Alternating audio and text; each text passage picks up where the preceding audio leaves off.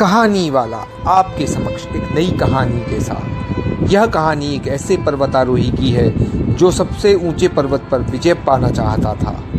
कई सालों की कड़ी मेहनत के बाद उसने अपना साहसिक अभियान शुरू किया, पर वह यह उपलब्धि किसी के साथ साझा नहीं करना चाहता था।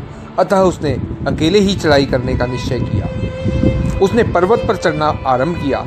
जल्द ही शाम ढलने लगी, पर वह विश्राम के लिए तंबू में ठहरने की जगह अंधेरा होने तक चढ़ाई करता रहा। घने अंधकार के कारण वह कुछ भी देख नहीं पा रहा था। हाथ को हाथ भी सुझाई नहीं दे रहा था। चंद्रमा और तारे सब बादलों की चादर से ढके हुए थे।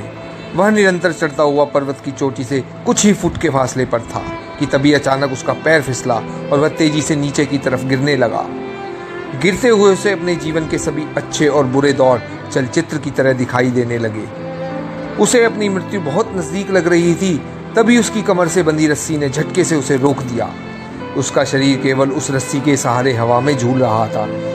उसी क्षण वह जोर से चिल्लाया, भगवान मेरी मदद करो। तभी अचानक एक गहरी आवाज आकाश में गूंजी, तुम मुझसे क्या चाहते हो? पर्वतारोही बोला, भगवान मेरी रक्षा कीजिए। क्या तुम्हें सच में विश्वास है कि मैं तुम्हारी रक्षा कर सकता हूँ?